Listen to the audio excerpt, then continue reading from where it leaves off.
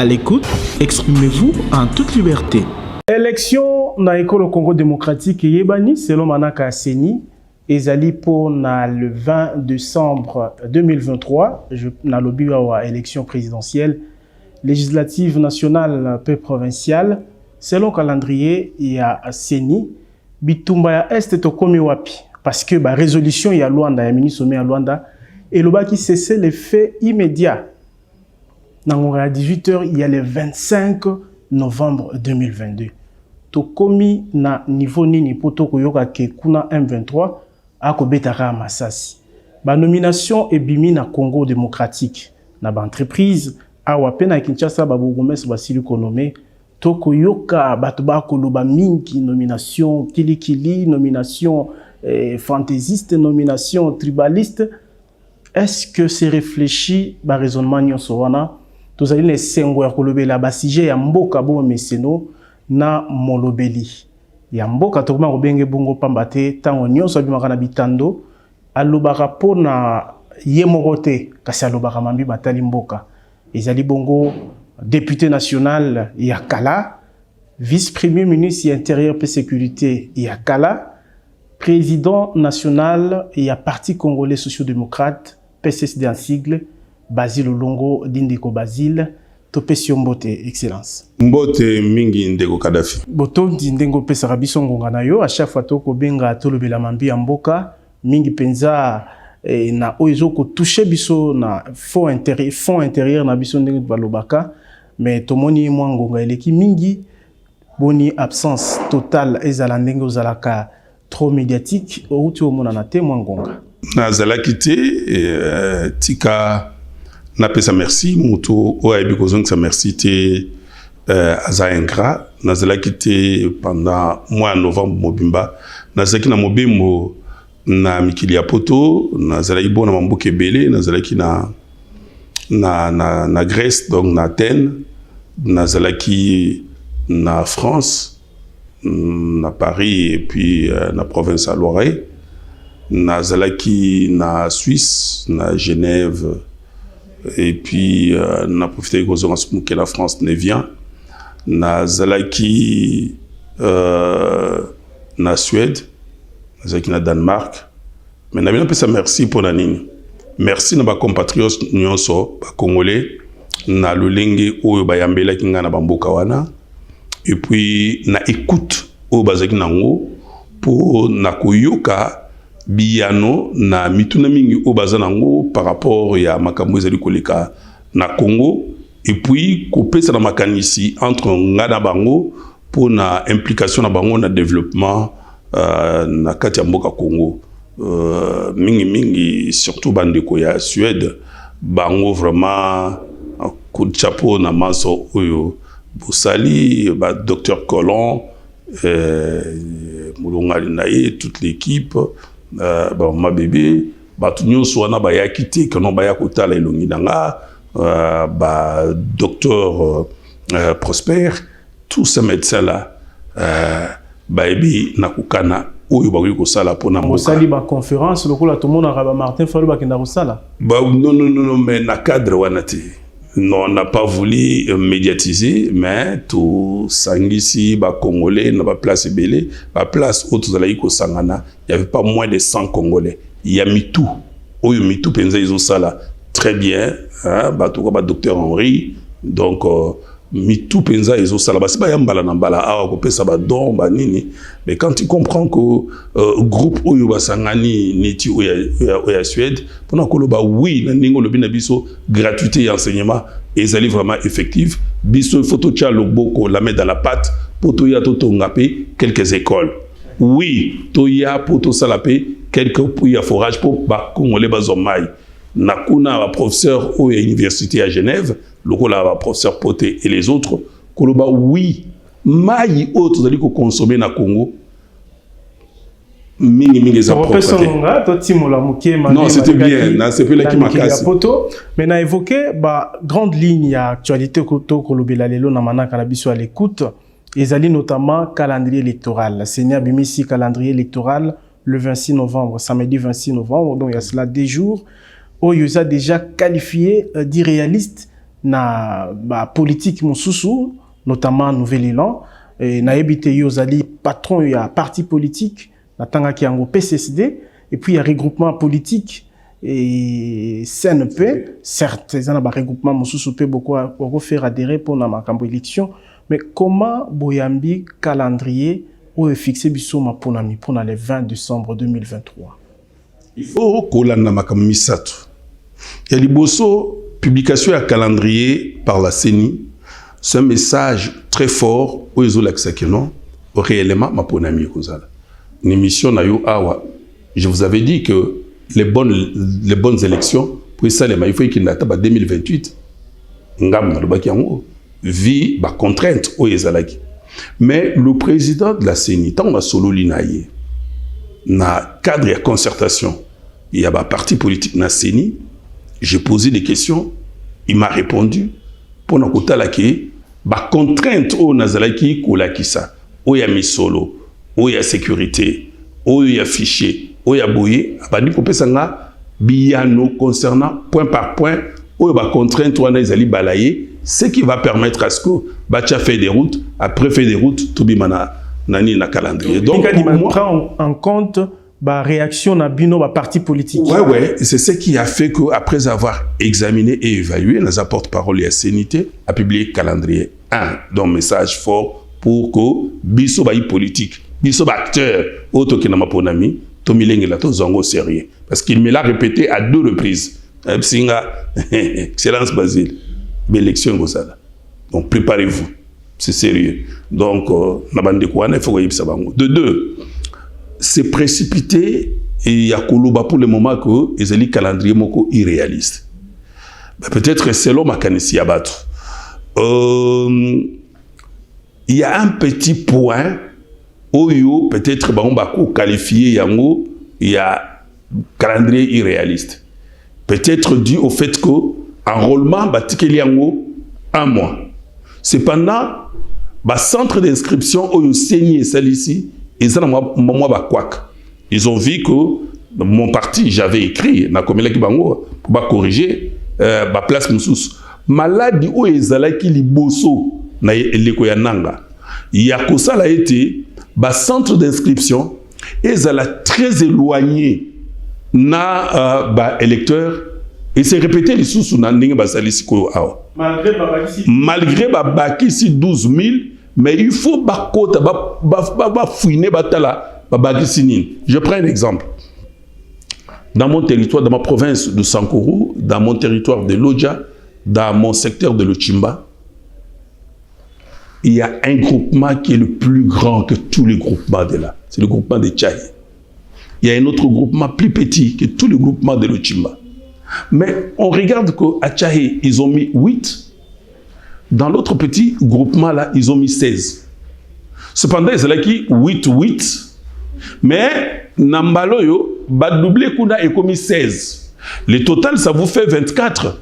Ba kolobanini, tu augmentes ba centre d'inscription. Et vous augmentez yango wapi.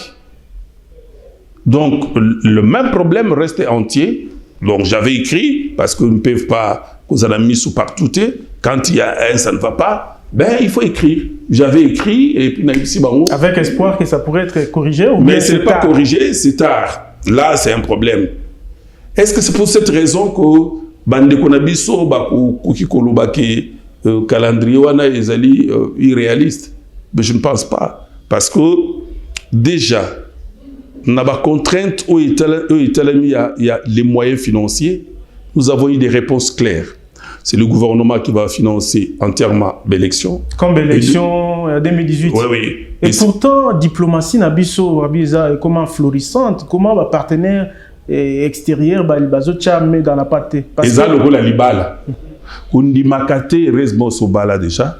Batu mususu baleki mususu bazuya sima. Kundi makate libala babale lo mwasi. Sinon mutu nyonso akozala un mot à dire sur mwasi na yo.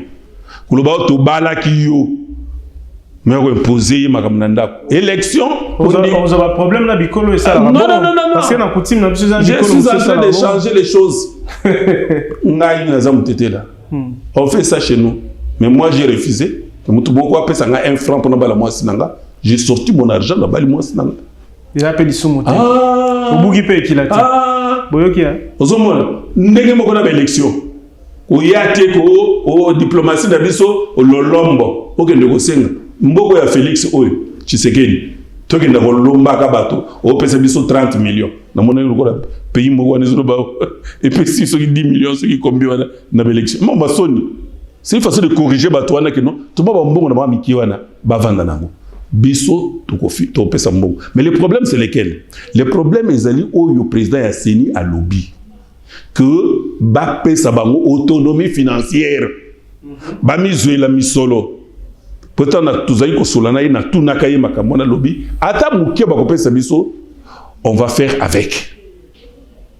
Alors bato bosusu na yo qui alingi ba gérer était na makambo tali. Non, il va quand même il y a l'état. Promptitude. Ça il y a l'état quand même. Non, ezali promptitude, il y a réaction, il y a makambo et sengeli ya sala. Ce qu'il faut kota na ba schéma na bango wana ya budget finance moulayi et ko calé. Eza lokolanga tant on azali ki aux affaires, yo ko ya ko gérer l'engate couverture sécuritaire.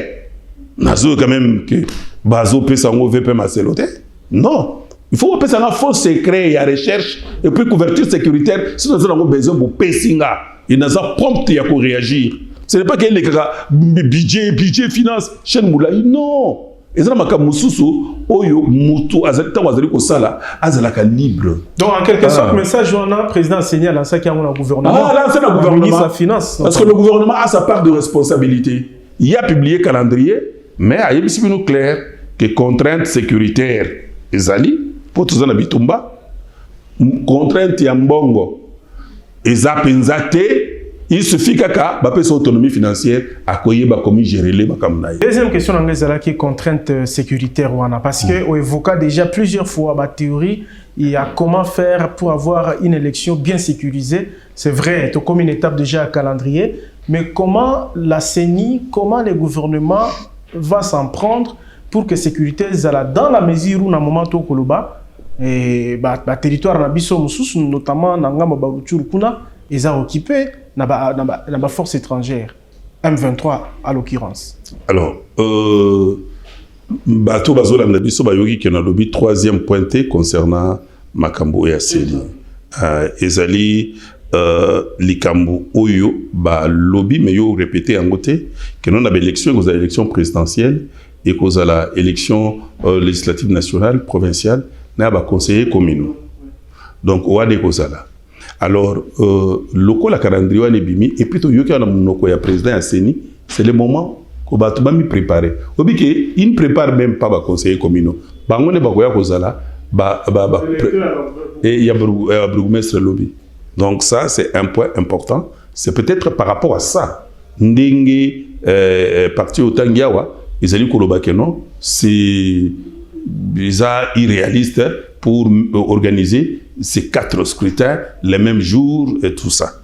Mais je pense que c'est par rapport à ça. Mais étant donné que le président de la CENI a l'expérience ouana, il en a fait ailleurs, il compte, je crois, qu'il connaît Malam et pas Nabiso. Oui, parce que phrase bien sur Rezalaki que le glissement n'est pas notre vocabulaire. Oui, ce n'est pas son vocabulaire, mais il y a des réalités. Ngape na loba ki na yé déjà par rapport à Moana, qui Keba, pour la réalité, Mousso Ezali, et go me mageto glisser. Ce qui est bien, glissement Très bien. Mais tout ça n'a pas ça d'un côté, nous on se prépare par rapport à ça. Alors, contrainte sécuritaire, Oyoye a évoqué, n'a pas dit que le bien monté. Très bien. Tu as un problème, na est kuna ba problème ils na ba Ituri, na Nord Kivu et ils sont réels. Volet sécuritaire, il faut qu'on zwango na ba angle mibale. Angle où ya liboso, ezali insécurité créée par les pays voisins. Ou baza ko agresser biso, ni Rwanda, ni ngaza ko agresser biso sous couvert ya M23. Donc c'est la force armée rwandaise alias M23 des na Congo. Alors, Moussousou, ils ont insécurité où ils ont des grandes agglomérations, ainsi de suite. Neti na Maniema, il y a cette insécurité. Neti na Kwamut, Neti na Sankuru, na territoire ya Lodja, au Monine, ba 4 Bamaboko, ba Kingo, ba Matoyi, tout ça. Donc, c'est ça aussi, cette insécurité-là. Insécurité, on a tenu liboso, il y a agression, il y a Rwandais, na kati na mbuka na biso, na présence au Israël qui y a ba rebelle burundais, ou ba bomi bango. Donc, batouana, ezo sala passe mingi pona mboka, passe mingi pona seni et se déployer pour mener ba opération nango na Bunagana aujourd'hui. Ça, c'est un aspect. Angle liboso. Deuxième angle, ezali insécurité ou ezo sala que ba candidat na électeur base à mesure te ya ko travailler normalement. Quand bien même seni et ko kende et ko sali sa opération nango, mais ba candidat mususu ba kozala à mesure te ya ko se déployer na ba ko mususu ko ba sala campagne na bango. Ni ba électeur mususu ko kende po ba voter. Nazali ko bango awa batu bazo comprendre ngati. C'est ça la situation. Que faire présentement? Il faut saisir la balle au bon. L'élo appelle le président de la République et ça a ébélé à Bajen au baquet qu'on s'enrôler. Je vous avais dit qu'il fallait que tout ça, l'enrôlement massif, il y a battu dans la police et puis dans l'armée. Voilà l'occasion. Présentement, d'ici mois d'avril 2023, il nous faut enrôler et béler plus de 100 000 Congolais dans l'armée et dans la police. Si ici à Kinshasa, nous manquons de policiers dans la Soussiat, banani bakozala pour sécuriser l'élection dans la province. Vous comprenez? Ça, je l'avais dit depuis. C'est pourquoi au Monique n'a pas eu sa kabere kaka, nous connaissons Ilunga Ilunkamba. Quand je parlais de cette histoire, 2 ans, on ne prenait pas en charge. Maintenant, c'est quoi? Bakolo bananani. Tant que privé, la campagne, c'est cette situation-là où il y a des machines, bazo voter, des avocats, donc pour dire que le problème on est ticali entier. C'est un problème à régler. Est-ce que c'est pour ça que Bandekwana Balobi et un calendrier irréaliste? Je suis en train de me poser des questions et de réfléchir à haute voix. Donc, la solution, c'est de procéder à un recrutement et de les préparer. Est-ce que c'est faisable? Oui, parce que moi, je l'avais fait. Le général Kanyama Azaliwana a témoin. Et on s'est donné la peine, il y a Rokenda, on a Congo central, on a Kasangulu Awa, pour former rapidement, ne fût-ce que 12 000 dans un mois. Ça marche. Oui, ben ça marchait, 12 000. Mais ils ont encore le temps, pendant 4 mois, mais ils peuvent s'organiser pour former. Contrainte politique faisali parce que d'une part, partie prenante, il y a dans l'élection, ils allaient kaka union sacrée ou bien battre bazali pour politique, il y a pouvoir en place tous allez peu na contrepoids politique, il y a pouvoir ou ils allaient opposition, tout le monde a FCC, tout le monde a Lamuka et tant d'autres formations politiques. Oyo exigeait qui consensus ezala autour du bureau ya Seni. Ou est comme si j'ai dépassé ou bien les alliés peuvent bomber retardement. Non, c'est un truc déjà oublié, non, oublié. Et l'autre wana ezali susute batu oyo ozo tangawana. FCC za susute. FCC za susute na ipsa yo kala na bémission na yo kozongela yango. Ta FCC ikufa. FCC za susute. Pour dépouiller bango. Non, FCC za susute. Non, ba frustration dit à comportement non dictature moko zeki na FCC yo ndi bade. On a ça ipso keno azaki moko ya cofondateur ya FCC ngai. Mais utala ba jeba tona bazana ngo ezuza malamu te. Biso tuzo bunda na ya kubongisa élection, to sala ba élection, bango ba vandi na bureau, bazali jana ba liste na bango.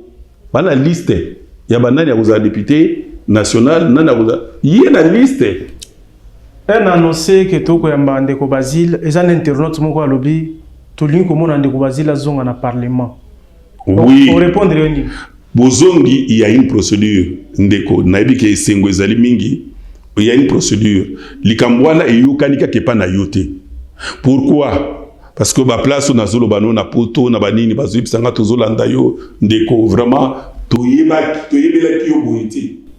Pour discours oyo ba candidat musuba comme na parlement musuba l'équité bakendaka nango na 2018 ezali ko kende vers population ko bana bango bomoni to votaka bande ko Basile awa bakena parlement bazo sala nini oh musala député zanini siko na ke wana ko légiférer mi be connaître code minier oyo tozolo balelo to comme na budget ya ba 10 milliards abani banani basala kiamo ndeko Basile yote mobeko oyo la loi portant régime général des hydrocarbures banani basala kiamo ndeko Basile yote lelo to comme oteka ba bloc pétrolier to ça ba offre ba bloc pétrolier et ko ça ba milliards na keneki pour la intérêt na ngate mobeko wana la loi sur l'eau banani basala kiamo bandeko Basile yote la loi portant conservation de la nature et environnement. Oh, les lots, président Fachi Azolobela, tous allez payer solution. Mobeko wana,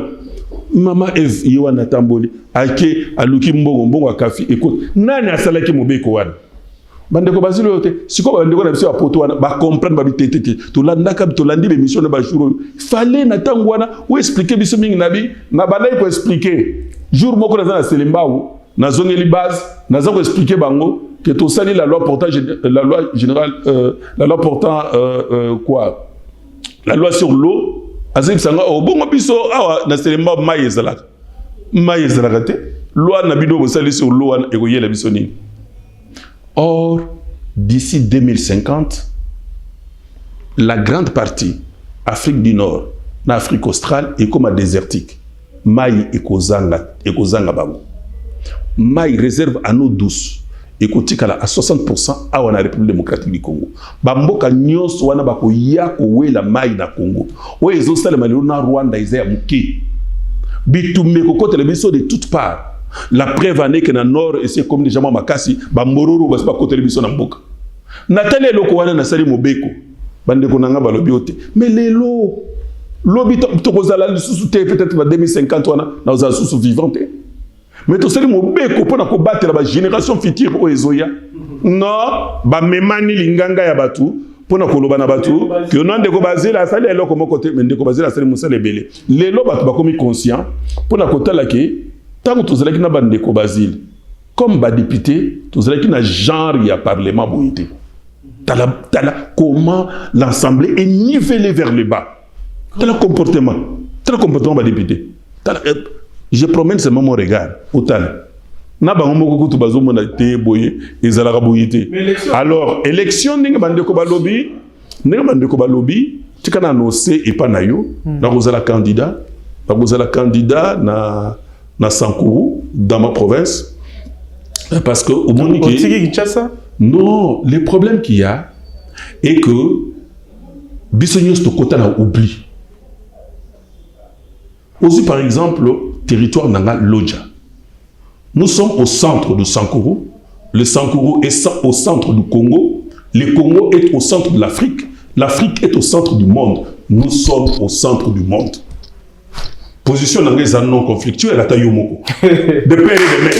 Nakosate babenda boy. De père et de mère. Très bien. Ça c'est un. De deux. Développement ya Congo fait bandela wana. Erreur monene o ba colonisateur ba yana mona mutu. Développement fait bandawana. Mais qu'est-ce que je constate? Les Sankourou, c'est la seule province aujourd'hui où ils allaient na 0 km de route asphaltée. Zéro, pas même 1 centimètre. Moi, je vais vous dire. Donc, on a organisé une série de cycle belé à l'élection. Et dans le cycle belé à l'élection, on a organisé. Les Sankourou restent tels qu'elle est comme province de Nengazawana. Non. Mais tant que vous avez vibré à Kinshasa, tout le monde a fait vibration, on a sauté dans le même Sankourou et changer. Et Sankourou, ce qui a changé, Congo a changé. Pour tout changer sujet, donc, le président de la République, Félix Tshisekedi,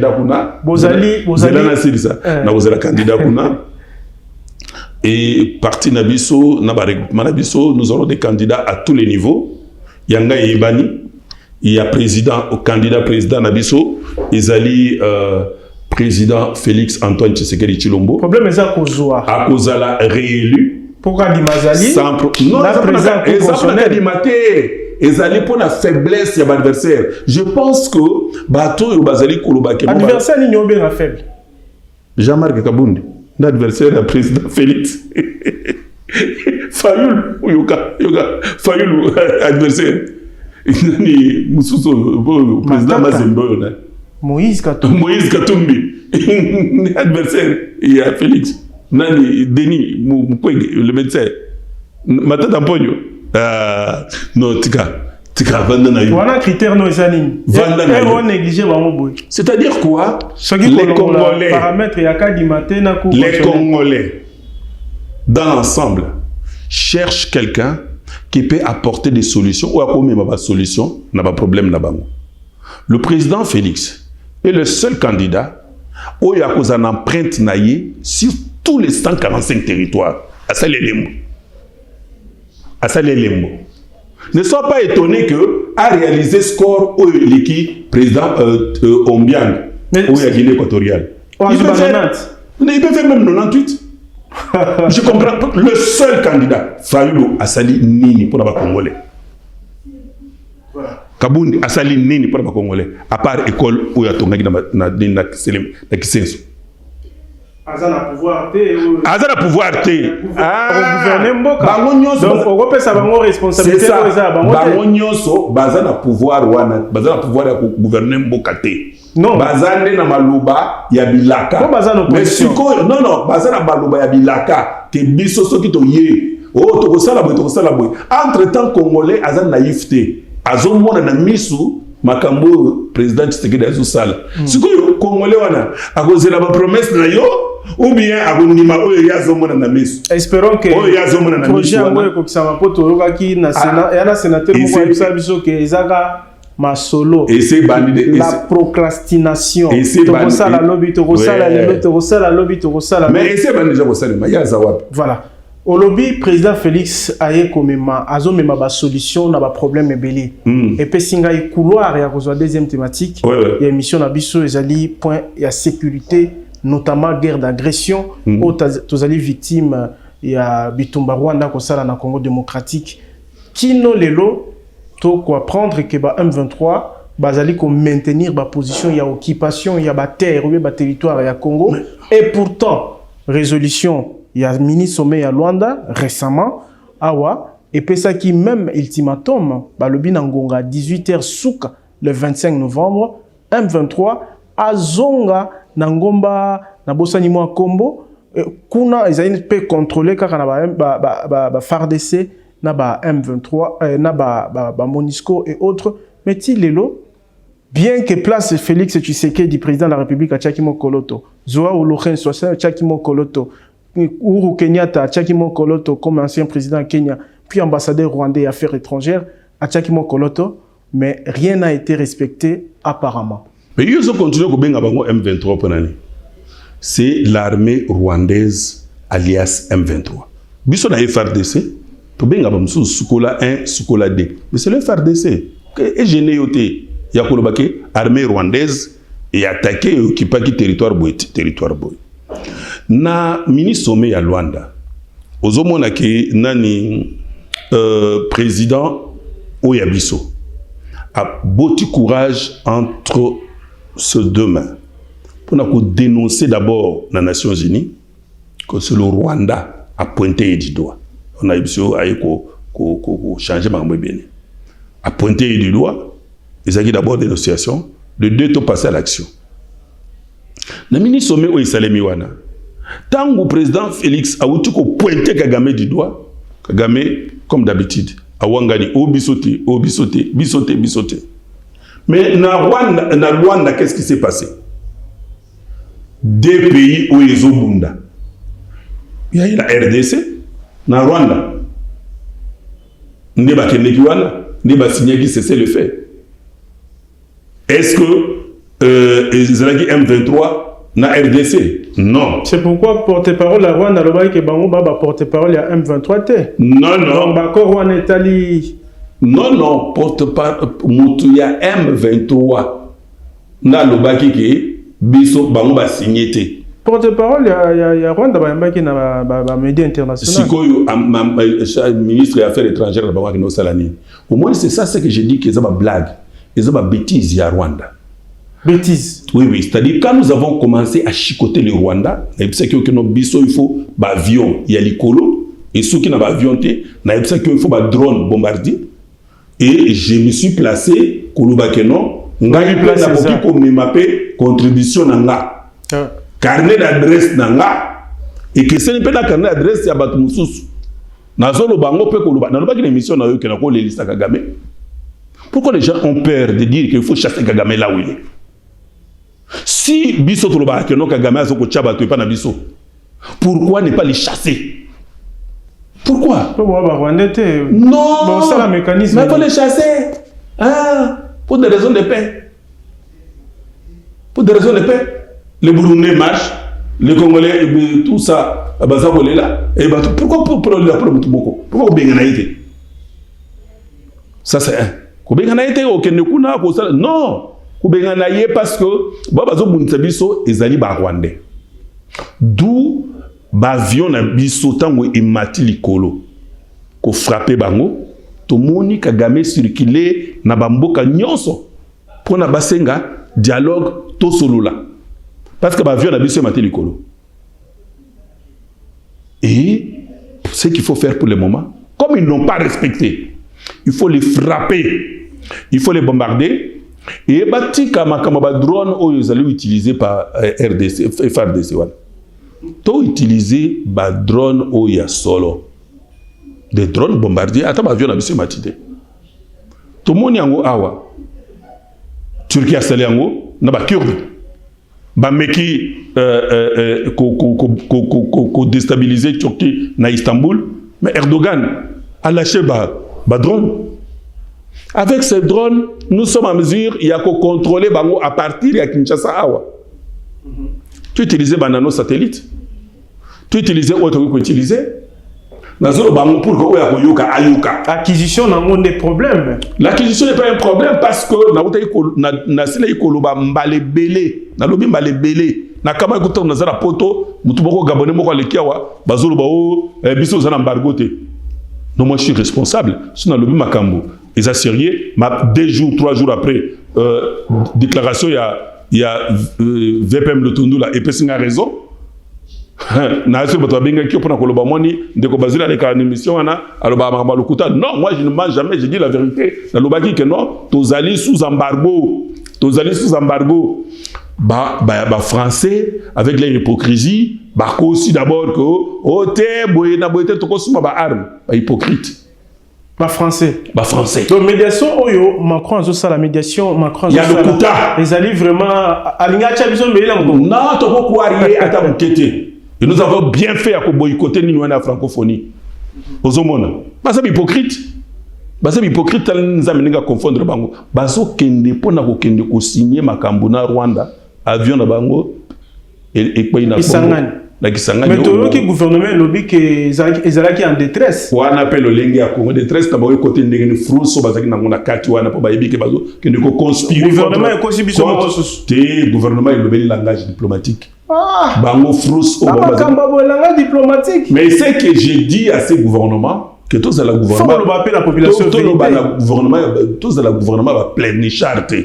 Faut que le makambu polele ndenge zali. Moninga soka betio betaye. Bota l'attitude il y a jeune wana oyo azalaki na kati avion na biso. Tako e mwana taboni tako e. Mutete la azana makila mususu. Donc faut bikolo na bino na yebite hein. Faut boko omoni botali esprit ya mwana wana oyo azalaki nango na souci azalaki nango na mboka. Mutete la azana eloko mususu kati na ye. Hein? Ngai na botami nazana mwana muketi nazokola. Zambo momoko boyezana ba sende mama zo betanga tamba zo sukola zo betayo so moninga beti yo zongsela ye so moninga beti yo zongsela ye kolala kanali patete so moninga beti yo zongsela ye et c'est comme ça ils savent tous donc indoki kota déjà la machine c'est-à-dire ezali mentalité moko boye baza ko impliquer na baboti kolala kanali patete so moninga beti yo betaye on a déjà des personnes oh bazali boso na biso tozo mona clairement que ba français bazali ba hypocrite bazali ko jouer double jeu contre biso bazo que Rwanda est agressé biso bango bazo kende ko signer ba accord militaire na Rwanda. C'est pour dire quoi? Pour dire que ba appuyer bango tout le monde va ndele français bazali na Bunagana bazo yati na Goma. Non, changeons de méthode. to utiliser la très bonne technologie. To moni que tango banguna basi bakoti na mboka na biso, la meilleure façon à faire ezali ya komata likolo. To mate likolo. Pourquoi ça s'arrête? Faut to continuer ko pilonner bango. To beta bango ti batuana bakokima. L'autre problème. Pourquoi Rwandais bazongi pa na bango te? Armée rwandaise alias M23. C'est parce que beaucoup de monde c'est le fait. Bango bakokanga biloko na bango bazonga na Rwanda. Et ça va donner raison à 200% na thèse du président Tshisekedi. Bango bakisoni baningo sala ngote.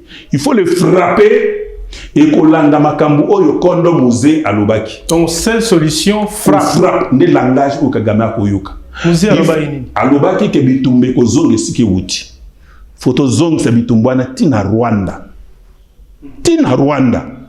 Tamba kokima tikuna to landi bango tikuna. Photo bundaka kuna na kati ya Rwanda. Obi nazali koloba na président Zelensky awa. Na me président pourquoi bazo sala andimi ke bitumba e bunda na Ukraine. Il a compris. Na ye kutumta yoka lingala te. Ayoki ke fwa mabitumba e kende kuna. Bazo bana bifo akota tina Crimée. O te osuki o récupérer awa bi tina Crimée. Donc biso il faut kolanda batu oyo ba yepa na biso tina Kigali. Très bien. Tout ça à partir de Goma. C'est roquette force régionale, il y a EAC et Bandaï déjà kotinda ba troupe. Mais to comment on ka ba troupe kenyan ka kezoya. To komitu na ba troupe ba komitu na ba question belé. Est-ce que linganga wana to likita wana ezali abikolo 7 mokoka. Mais kasi boni to comment on kaka lipinga moko kaka ya Kenya et puis bazo ka focaliser na ngambu ya Goma, na ngambu attaque ba M23 mais pourtant na ituri pe to na bitumba kuna. Là il y a encore un problème, il y a boire et à manger. La force régionale oyeye, c'est bien. Baye. Mais biso, il faut pas tous à complaisant. Baye poto bengana banguna Rwanda. Oyezele pa na biso babima. Mais dans le cas de 7 pays, il y a combien de pays francophones? Allez-y comprendre. Dans les pays où il y a le gouvernement de commandement, il y a force régionale et la biso. Mais c'est tard. Le plan, il faut que oh, pour nous, il y a Liban Mboka. Ni commandement wala il fait à la biso. Le plan stratégique d'attaque il fait à la biso. Objectif biso de définir bangobaya kolanda. Ba force wana oyeye. Il faut au moins 2 pays et ça na armée de l'air. Tout ça bitumbate oyase. Non. Secrétaire général des Nations Unies a yebisi binu que le Rwanda alias M23 ils allaient surarmés qu'on est quand même Monisco. Donc il ne faut pas que Batouana Baya basse la complaisance. Basse cantonné n'engage la qui effort à wana Kinshasa. Basse la patrouille. Netine ba Moussa na Goma siko. Non, Baya di patrouille. Police na biso ko ça la patrouille wana. Bango ba keni na front. Et puis basse na bibundeli ya likolo. O tozoluka oyo. Ba avion de chasse, ba hélicoptère approprié à guerre. Na ba drone bombardier. Baza ko beta ngona ba na biso. Po ba beta population na biso te. Vous comprendre? Ah, c'est ça ce qu'il faut faire. Vous mona. Par contre bango ba ko kiso ki mutu na biso zo beta. A ko poussa ngo mukepe eke ko beta kuna na Rwanda. Mutu na biso za ko kumba akende ko atterrir na Rwanda na avion na biso. Et ben monaki. Donc c'est de là que je parle pour la Makambouya force régionale. Alors, Excellence Basile Olongo, la nomination est bimi, ba centaine na banzi. Pato belé, Basile ipe ko mona yo. Mandataire hein. Balinga Basile ipe ko mona yo lokola mandataire. Mais babinde ko Basile ye atikalika mutu ya robundela Félix Tshisekedi mais ya robuka mbomate turo yo. Non, problème est alité. D'abord félicitations à ba nyonso bazali nommé. Très bien, Bazali nommé pour l'école. Bazali nommé et ceux qui ont intérêt Mobo Songolo, Bazali nommé parce que le président les a jugés compétents à la place où Bazali nommé Wana. Deuxièmement, Nazala qui était out. Ça, il faut être sincère. Nazala qui n'a pas été. Et la nomination, il y a des tractations, tout ça. Moi, donc, il part à la chasse, perd sa place. Ben, évidemment, ceux qui ontalité, ils ont comme il y a Nini. Tout ça, va vivre un requin. Donc, il faut raisonner, raisonner dans mon encassé. Tout ça. Donc, la nomination fantaisiste, non, il n'y a pas de nomination. Non, il n'y a pas de nomination fantaisiste. Il n'y a pas de nomination fantaisiste ni de nomination tribale. Non. Il faut comprendre la réalité sociopolitique. Il y a RDC. Ba parti politique mingi autozanango, chaque leader, président ou autorité morale, comme on a l'habitude de l'appeler, azali na base naturelle naïe. Ngata na zolo baboui na président ya PSSD. PSSD na base naturelle nango. Il y a une élection à Sanko. Est-ce qu'il y a un problème de discuter? Discuter? Tu pars chez moi, il n'y a pas un drapeau qui flotte. Il n'y a pas de drapeau. Chez moi, il n'y a pas de drapeau. Il n'y a pas de drapeau qui flotte. Et ça doté. Mais c'est plus de 150 000 personnes. Il n'y a pas de drapeau. Oza nani ok nanga na oliayo. Pour te dire que chaque parti Bakasaya va se retrouver mingi parce que sa base naturelle il y a président de la République. Non non, ce sont des Congolais. Les Kasaïens là, ce sont des Congolais. Au moins il a eu ce logo na sexayo. À l'époque de Mobutu, le professeur il y a droit Djelo Epenge, droit constitutionnel, Azalaki nommé ministre et enseignement supérieur universitaire par le maréchal Mobutu. Ba boursier pour que 300 Zaïrois Bakende, Kotanga, Djelo Atali, Epenge, Mtete là.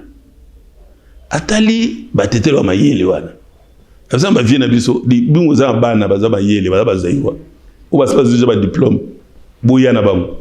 Ba yena bango, ba pesi bango ba bourse. Atira Batete là. Ba ki poto. Ba ki ese Mobutu, boboni mutu na yo chewana. Akamatika ka Batete là na Batete là, apesi bango bourse wana 300 bango nyot. Batete na Batete là ba. République Bobi. De. Ni wana bo bengi na ngai. Mbuta bengi. De. Yo ba pesi yo ba bourse.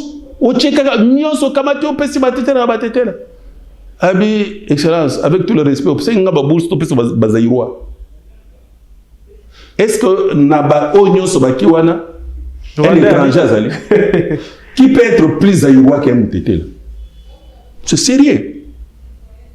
Qui peut être plus congolais que Batouane à centre, de père et de mère? Est-ce qu'ils ne sont pas des Congolais? Baché Bango pour leurs compétences. Au moins, Batousso Bazali marginalisé tant Moulaye, Bami Pesa Bazoa Sali na Bango la classe. Deuxièmement, Elo Moussousou Oyo et Sengeli Okanga. Ezali Batouya FCC. Dans l'ancien qui appelle pas président de la République, allons la bango. Banana Snell, partout, allons la bango. Allons la bango. Balongo li bango, mais banomé au kate, c'est ça le problème. Allons li bango. Bazoyo kayo, mais place au pessi makanti, batamusu barubuka. Bon, problème est zate. Moussa Nabisoka Yangwana. Balongo li bango. Bango wana ni bazo koma na ba réseaux sociaux wana o ba nomination tribale, ba nomination fantaisiste. Fala ba longwa bazala ki depuis kala. Ba longwa. Putika batu mususu basala. Mboka ezaka kaba ya ndeko bazilite. Tozo conclure l'émission na question ya tobandela ki ya Seni ya maponami pour nambala oyo toko kenena 5 pays étrangers katinango toza na France, toza na Belgique, tozali na Afrique du Sud, ba pays oyo Seni Aibin ko sélectionné. Est-ce que irréalisme batumusus ba comment est la to irréaliste au batumusus ba comment est la calendrier et cause à la étirer sous bassement on a pété. Avant ba pesa ba kuma ba pays, moi j'avais dit au président de la CENI, Denis Kadima, que non, il faut ça la Keba. Sur quelle base a poni 5 pays et puis sur quelle base a privé batumusus ba voter, batumusus ba voter. Abi zali phase beaucoup expérimentale.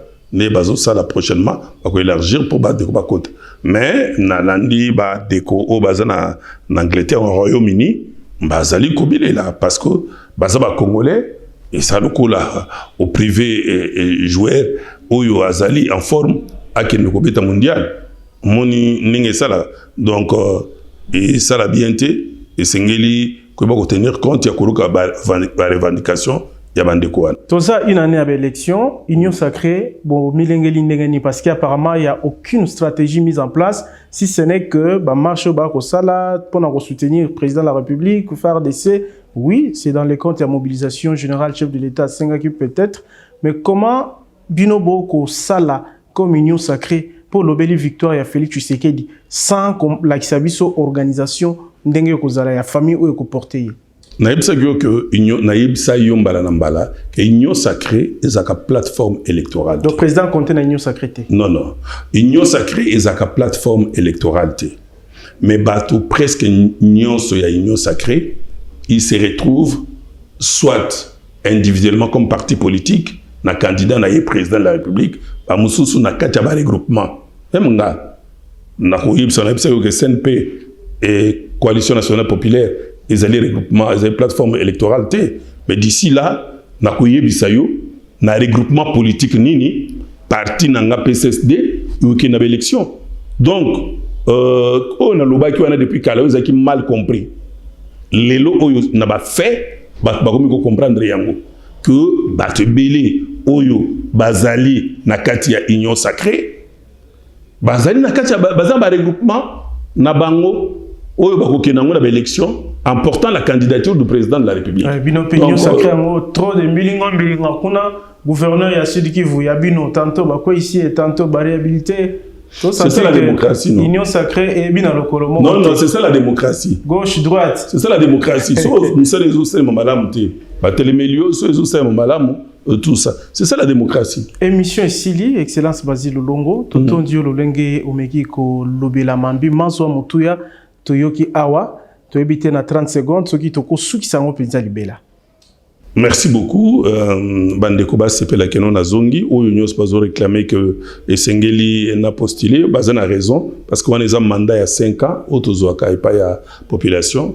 Dommage que 5 ans autokoleka oyo, c'est des individus qui ont décidé que na jouir na ngote malheureusement na ipse bango nzamba ko confondre bino pour subir sort o yangai o bosali nzamba ko zong sera bino. Donc, il y a une élection, on a postulé na Sankuru, précisément dans le territoire de Lodja. Mais si on est originaire, on a postulé pour les Achebiso. Vous avez porté la candidature de Félix Tshisekedi comme président? Oui. Président de la République, Félix Antoine Tshisekedi Tshilombo, membre candidat égalité, Aza président réélu. Merci. Aza président réélu. Avant l'élection. Avant l'élection. Ils ont raté. Poto c'est ça vide au coachate. Poto vide. Tonton Dio pour na biano na yo puis ndenge ozalaka souple ya kopesa biano tango ba congolais ba ko senga yo tonton di pe bandeko basunga kibiso tonton di Fabrice Ndekani Yoris Mianteza Urso Yindu Gindombele puis bandeko ba kosunga na montage Gianni Kodia Josué Biswese batu banso pe botali biso tonton di bino botondi ko ezalaka émission na ndeko Basile ezalaka motre tokuta miko mizali ko ya. Merci. Au revoir.